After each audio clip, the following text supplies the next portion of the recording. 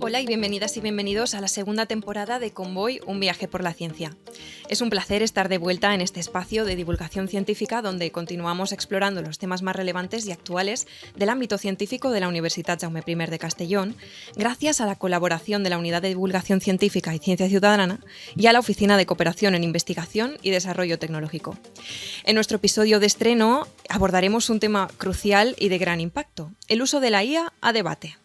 La inteligencia artificial ha transformado de manera significativa diversos aspectos de nuestra sociedad y sus aplicaciones y consecuencias suscitan un intenso debate. Para profundizar en este tema, hemos reunido a un conjunto de investigadores expertos sobre el tema que aportarán sus perspectivas desde diferentes disciplinas. Soy Ana Sanz y esta introducción ha sido escrita mediante inteligencia artificial. ¿Qué os parece? Comencemos esta fascinante aventura. Para el programa de hoy tengo a mi lado a todo un experto sobre el tema. Él es profesor titular de Ética en la Universitat Jaume I de Castellón, director del Máster Interuniversitario en Ética y Democracia, miembro del Comité de Bioética Asistencial del Hospital General Universitario de Castellón y del Comité de Ética de la Autoridad Portuaria de Castellón. Durante estos años, sus trabajos se han centrado en 5 principales líneas de investigación en el campo de la ética económica y empresarial y la ética de la inteligencia artificial y la transformación digital. Bienvenido, Patrici Calvo. Hola, buenas tardes. Bien, Patrici, yo antes que nada te quería preguntar un poco por qué empezaste a enfocar tus líneas de investigación a la inteligencia artificial. ¿Qué te llevó a ello? Bueno, mi tesis doctoral versaba sobre la ética económica, especialmente la ética empresarial. Lo primero que me llamó la atención es un artículo que pude leer en su momento donde se hacía eco de un CEO algorítmico. Yo digo, ¿esto es posible? Era un CEO de inteligencia artificial, se puso por primera vez en 2014 en una empresa taiwanesa, pero me llamó bastante la atención. Bueno, nosotros hacemos, mi grupo de investigación ética, práctica y democracia hace mucha transferencia de conocimientos con organizaciones y empresas, y allí ya empezamos a notar una exigencia social, ¿no? Una exigencia social por el control de la inteligencia artificial, y ya empecé a relacionar cosas. Y finalmente nosotros teníamos 3 proyectos de investigación sobre neurociencias, neuroética, neuroeconomía. Trabajábamos el tema de la neuroeconomía en aquel momento, o la ética en el ámbito de la economía, y allí lo que pude ver es que aquellos neurocientíficos que para mí eran referentes, que estaban constantemente publicando en temas de neuroeconomía, de un día para otro empiezo a ver que empiezan a introducir neuroeconomía e inteligencia artificial. Y yo, bueno, ¿qué está pasando aquí?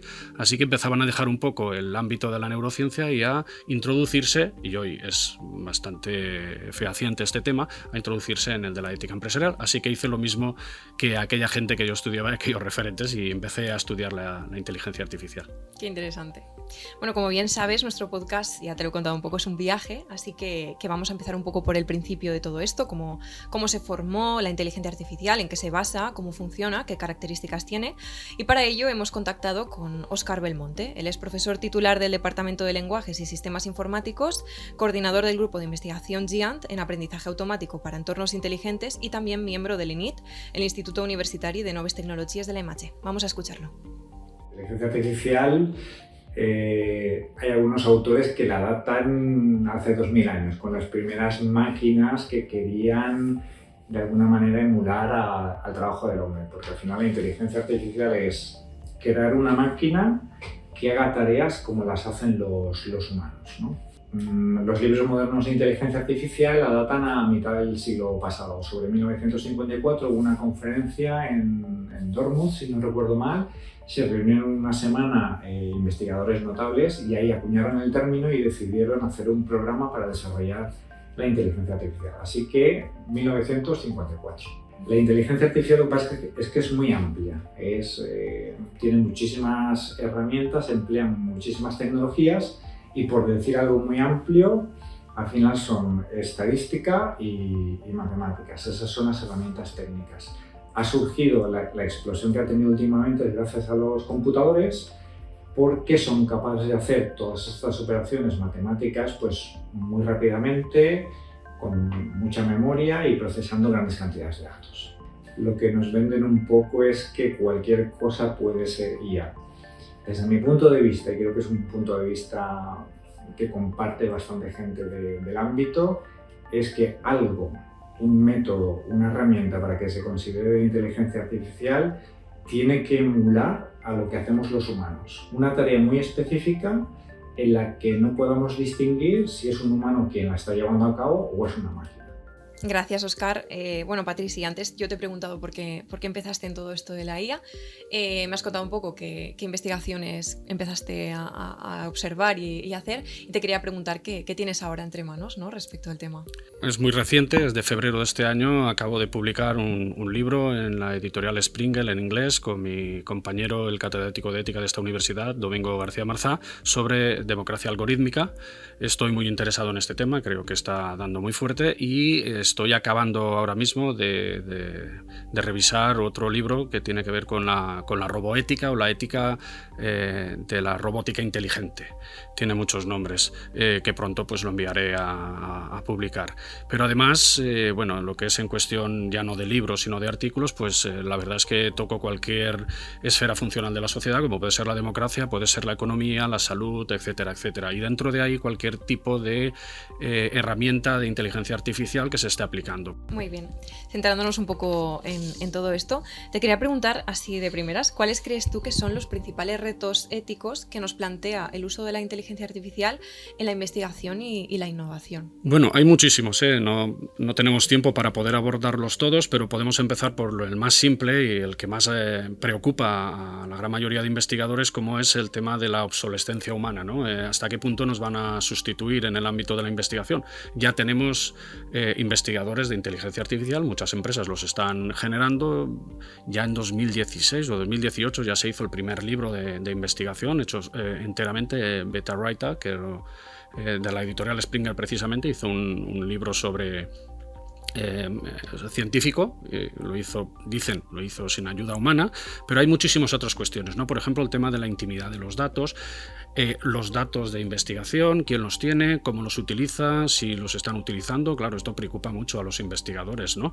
También tenemos el tema de la insostenibilidad. Todo esto de la inteligencia artificial, uno de los grandes problemas es que genera muchísima insostenibilidad, especialmente medioambiental. ¿Qué hacemos? ¿Cómo podemos hacer una universidad totalmente digitalizada con toda esta inteligencia artificial si somos deficitarios, vamos a decir, en energía en España, por ejemplo? ¿Qué va a pasar con todo esto? El tema de los centros de datos, ¿no? El consumo, de la refrigeración de los centros de datos. Luego está el tema de la autoría, no la auditoría, sino la autoría de las investigaciones. Lo hacemos con ChatGPT, nos estamos ayudando, todo el mundo me dice que se ayuda en lo básico con el ChatGPT y con la inteligencia artificial, pero la investigación es nuestra, es de la inteligencia artificial, derechos de autor, todas estas cuestiones están preocupando, ¿no? Y se pueden aplicar algunas ideas que ya se están aplicando, pero que también falta todavía bastante recorrido para que se puedan aplicar bien.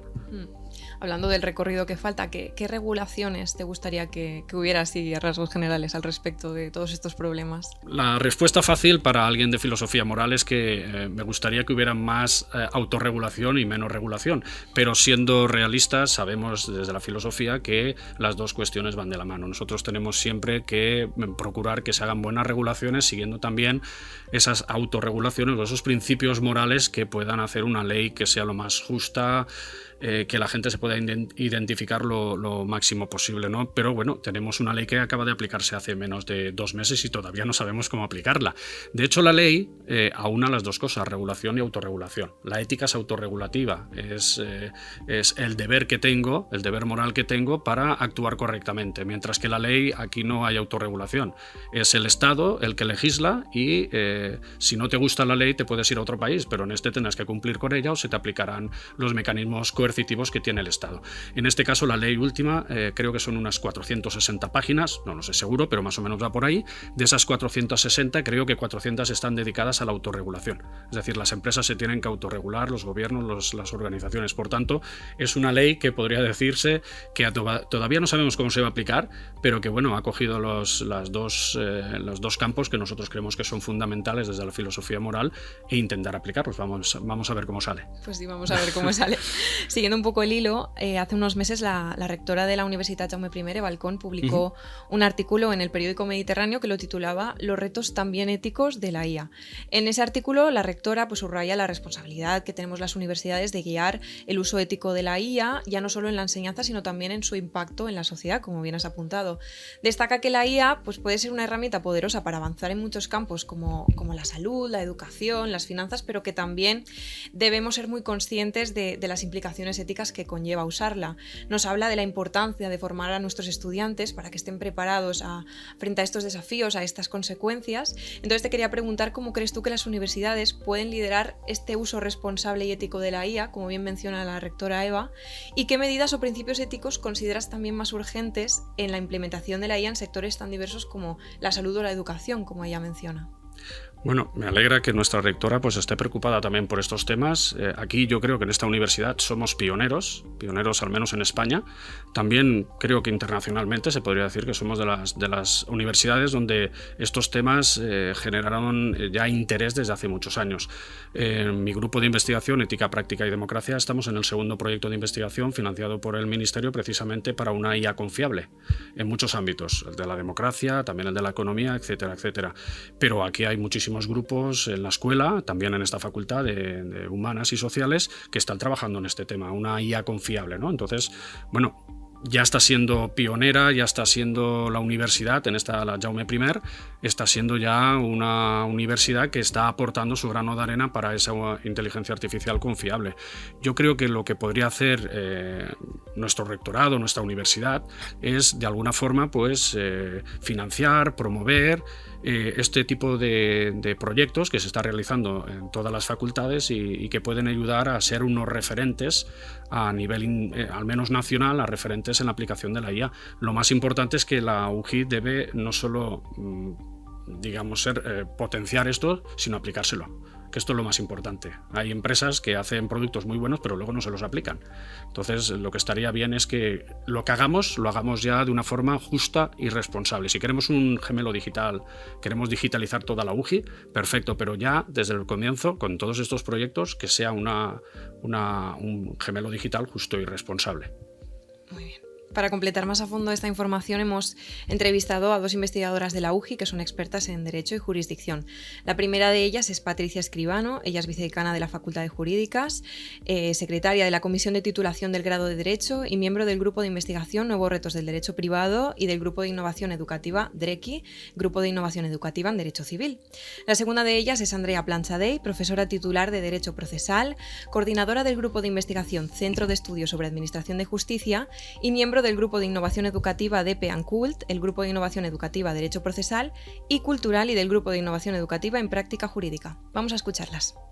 Algunos miembros del área de Derecho Civil estamos participando con la Universidad de Cádiz, sobre todo la Universidad de Cádiz tiene un proyecto de inteligencia artificial sobre los retos jurídicos y la personalidad jurídica del robot.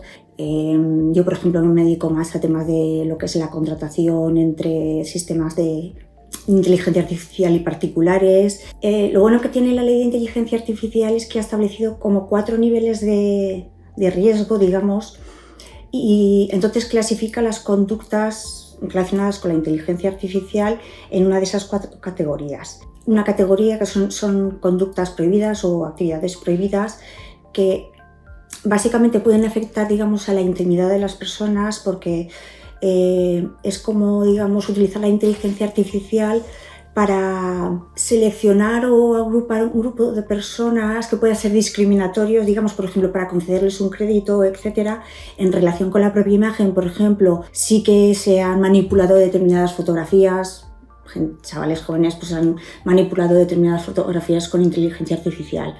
Claro, ya estaríamos ya no tanto en esa categoría de conducta prohibida, ya iríamos más a la protección, como has dicho, de la intimidad, al honor de la propia imagen, desde el punto de vista del derecho civil. Tenemos una normativa de protección civil del honor, la intimidad y la propia imagen, pero sí que es cierto que es del año 82. Entonces, desde mi punto de vista, no se adecua a las situaciones que se están dando en la actualidad. Es que yo creo que hay que hacer demasiado. Se ha lanzado la ley, pero hay que hacer demasiado en ese sentido. Es decir, por un lado, el tema es de la protección del honor, la intimidad y la propia imagen. Y luego todo el tema de la responsabilidad civil. Pero ya no solo lo que llamamos contractual, es decir, si yo contrato con un sistema de inteligencia artificial, como ya está ocurriendo, digamos, en el ámbito bursátil, que contratando sistemas de inteligencia artificial, sino, por ejemplo, todo el tema de la responsabilidad civil, pues el tema de los vehículos autónomos, etcétera. Claro, hemos de tener en cuenta que desde en un sistema de inteligencia artificial participan varias personas, a quién se le imputa la responsabilidad, qué daños se le pueden resarcir. Y es que además de todo eso hemos de tener en cuenta, por ejemplo, toda la normativa de protección de los consumidores, es decir, ya no solo la responsabilidad civil en sí, sino, por ejemplo, el producto o el sistema de inteligencia artificial era un sistema defectuoso, entonces ahí entraría otra normativa. A nivel jurídico hay mucho que hacer todavía.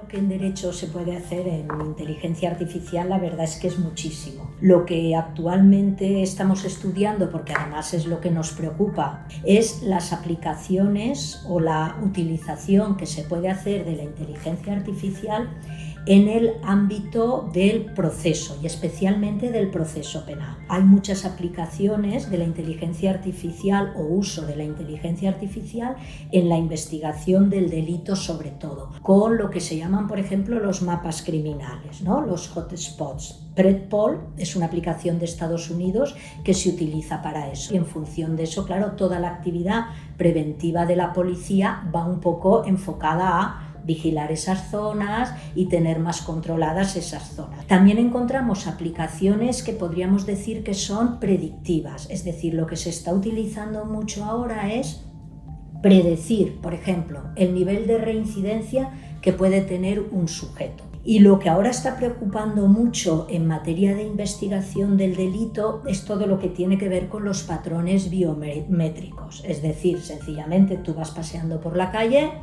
se detectan unos puntos de tu cara, también de tu cuerpo, de tus movimientos, etc.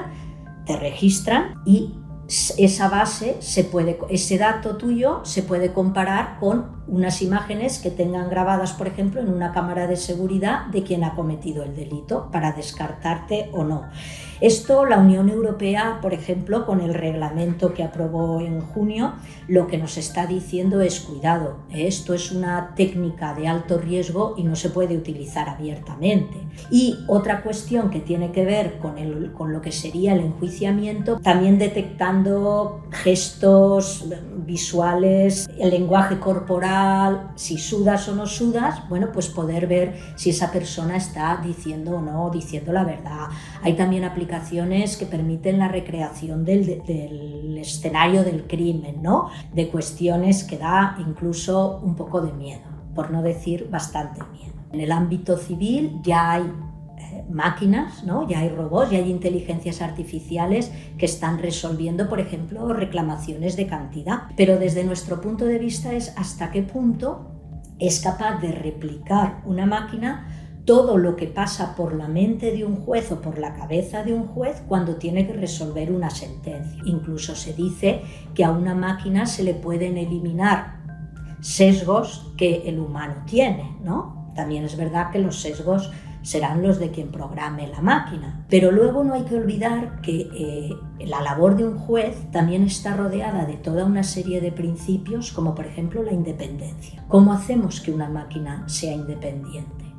Entonces, ya no solo es lo que tecnológicamente es posible, que en absoluto lo dudo, sino lo que desde el punto de vista de todos esos principios y garantías que el sistema nos ofrece, se puede o no se puede alcanzar o no, o se puede o no se puede traspasar con el uso de la inteligencia artificial. Hoy por hoy, yo un juez robot en España no lo veo.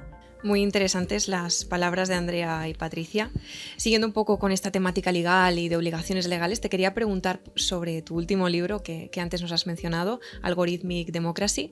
Me contaste un poco que aborda los desafíos del uso de la inteligencia artificial en la política, la economía y la sociedad civil. Entonces, te quería preguntar para que nos contaras un poco más sobre este enfoque y cómo crees que la IA puede transformar estos ámbitos.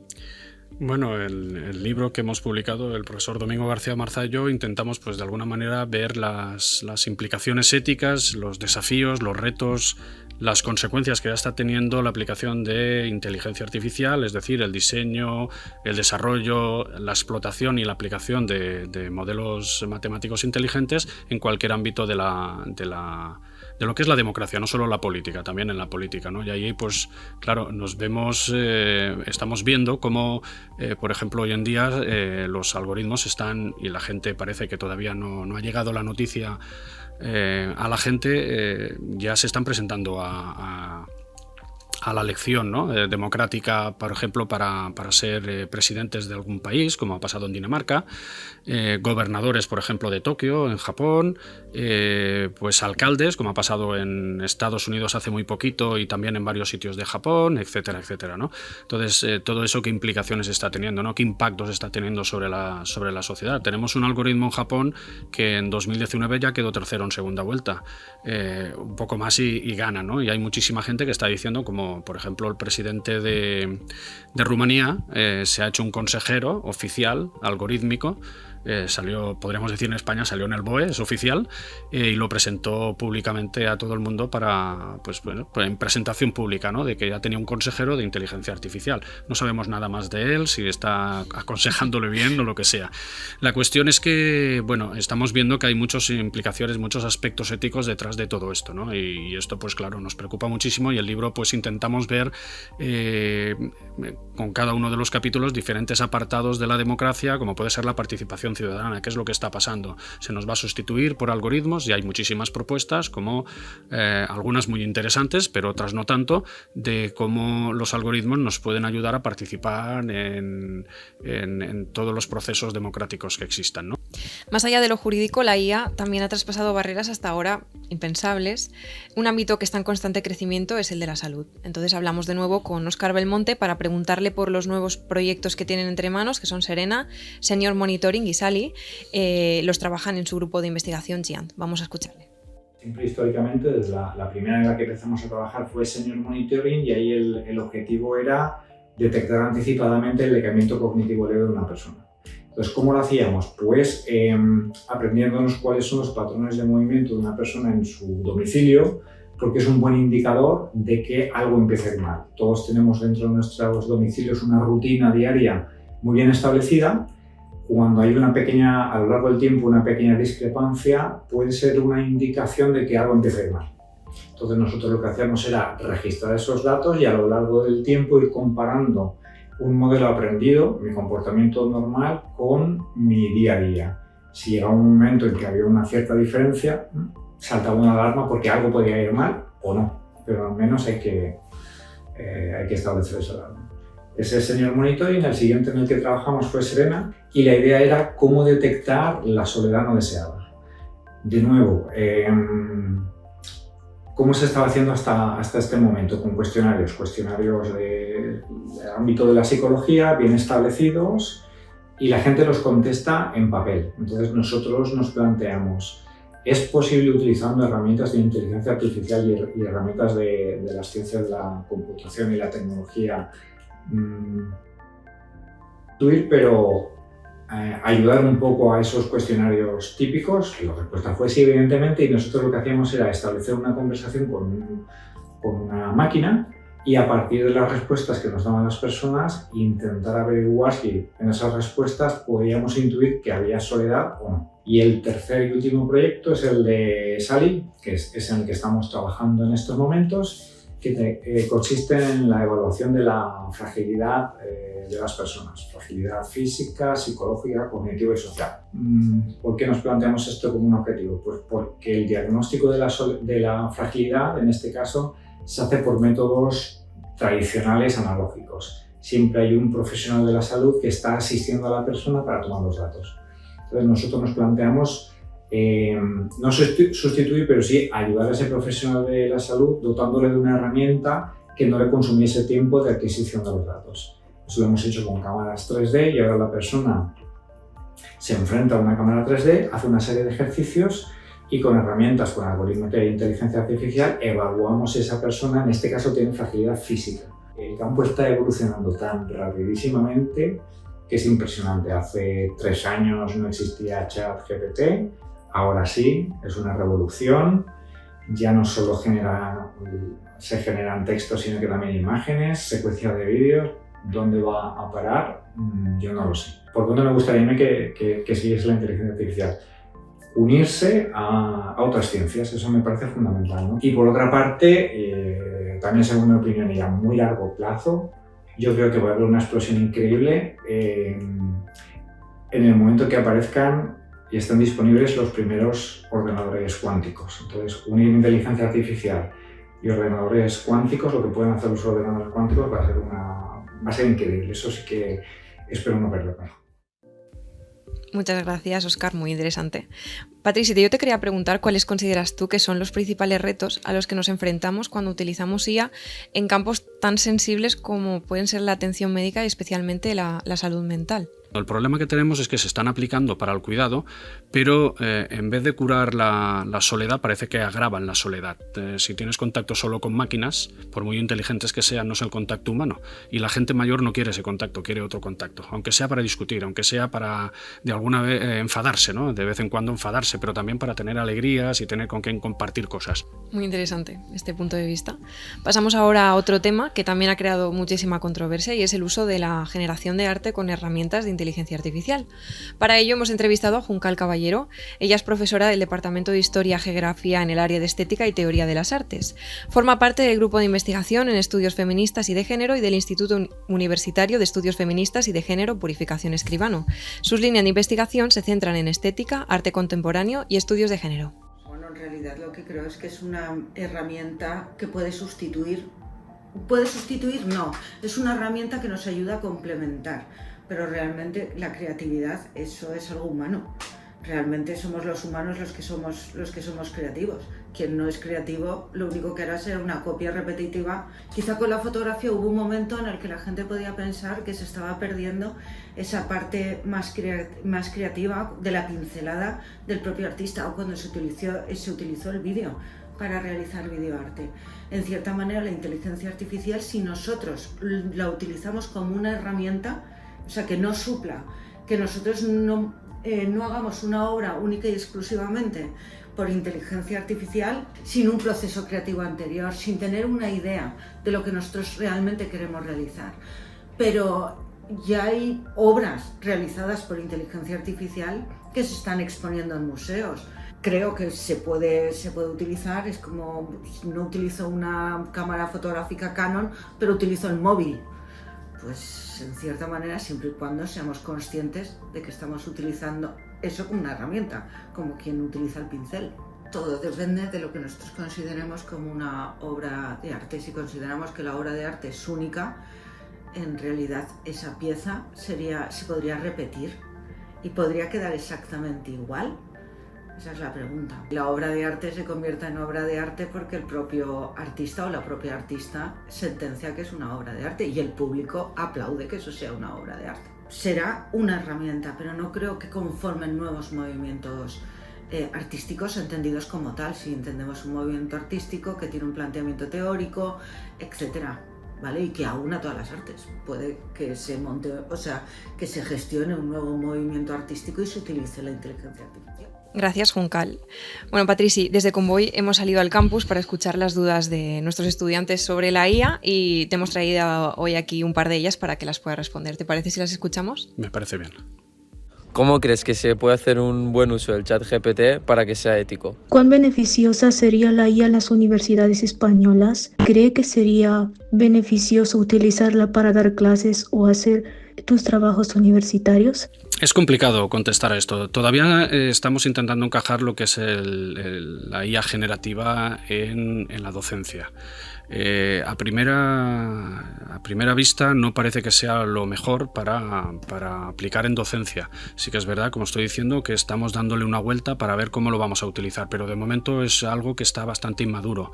Contestar que es beneficioso ahora mismo sería bastante erróneo por mi parte, porque lo que estamos viendo es que es muy fácil hacerlo de esta forma. El alumno no aprende nada, simplemente le introduce ahí la pregunta, como sabemos todos, y te la responde, te hace los trabajos. Yo he visto incluso respuestas a a revisiones de artículos científicos contestados con ChatGPT y le contestaba al editor diciéndole dele las gracias al primer revisor y al ChatGPT, que era el segundo. Y se quedó un poco pasmado. Yo, ¿no? Es que lo ha hecho el ChatGPT. Ni siquiera se ha dignado a quitarle las rayitas esas que quedan cuando copias y pegas. Entonces, claro, ¿qué hemos aprendido aquí? El que hizo aquella revisión no se leyó el artículo, mi artículo. Hizo una revisión que era fantástica, porque el ChatGPT, cuando le dices que revise un texto, te lo dice que todo es fantástico. Entonces te lo pasa para adelante, lo cual estoy agradecido, porque al final el artículo se publicó. Pero es que ese señor no se lo leyó. Muy bien, y la segunda pregunta nos preguntaba otra estudiante que qué te parece que se empiecen a integrar sistemas inteligentes a la hora de asistir a algunos estudiantes con diferentes discapacidades. Bueno, eso lo que me parece mal es que no se esté utilizando todavía. Esto tendría que aquí sí que tendríamos que poner todas nuestras fuerzas para ayudar. Es constante. Yo tengo todos los días, todas las asignaturas, tengo alumnado que tiene algún tipo de necesidad y lo intentamos resolver con herramientas que no tenemos. Pues bueno, hacemos los exámenes mucho más largos, pues el tema de los audífonos y demás, ¿no? Es un poco todavía muy antiguo, muy rocambolesco. Si existe esa tecnología, lo que tendría que hacer las universidades es ponerlas a disposición, pero inmediatamente en todos los lugares. Esto me parece genial. Para esto tiene que servir la inteligencia artificial. Pues sí, totalmente de acuerdo. Vamos ahora a lanzar las dos preguntas que nosotras llamamos marca de la casa para terminar. La primera de ellas es: ¿cuál ha sido tu destino científico más interesante hasta ahora y por qué? He tenido muchos, ¿no? A lo largo de estos 16 años ya de carrera, pero hombre, me quedaría con los lugares que visité de estancia de investigación cuando hice la tesis doctoral, en predoctoral, y luego cuando tenía la beca postdoctoral, ¿no? En la beca predoctoral fui a Bolonia y la verdad es que fue una estancia maravillosa. Luego volví también a la postdoctoral durante año y medio y la considero mi segunda casa, ¿no? Vivir con toda esa gente, con gente incluso que, bueno, tienes la oportunidad, ¿no? Como docente, como predoctoral, incluso tienes la oportunidad de ir a todas estas universidades que no son tan distintas de la UJI, al contrario, en algunos casos uno dice, oye, pues en la UJI estamos mejor en estos casos, ¿no? Y encuentras a gente tan interesante, gente que la veías en las revistas o que habías leído mucho de ellas y ahora podías estar hablando con ellas en su despacho, en seminarios. Y luego mi estancia en Oxford también fue muy, muy agradable. Estuve en el departamento de filosofía, en el Yujiro Center for Practical Ethics, y bueno, también estuve, bueno, Oxford es maravilloso, pasear, sentarme, estudiar en un libro en aquellos lugares de gente que yo había estudiado tanto, como Adam Smith, como Thomas Hobbes, o ya una persona que todavía está viva como Amartya Sen, pues para mí aquello fue maravilloso. Qué interesante. Y también siguiendo un poco por esta respuesta, la última pregunta iba un poco por ahí, que es ¿qué le dirías a un joven investigador o investigadora para iniciarlo en el campo de la divulgación científica? Bueno, yo soy más de la parte de la construcción de conocimiento más que de la divulgación, aunque también lo intento, pero es muy difícil. Yo lo único que les diría es que para nosotros es importantísimo y que no es más importante la generación de conocimientos que la divulgación, porque si generamos conocimientos y luego no llegan a nadie, sobre todo a la base del sistema, a la sociedad, no sirve para nada. Necesitamos que llegue. Qué bonito. Muchísimas gracias, Patrici. Ha sido un enorme placer tenerte hoy aquí con nosotras. Muy interesantes todas tus respuestas, reflexiones, y por nuestra parte este viaje ha llegado a su fin. Eso significa que la ruta científica ha llegado a su destino.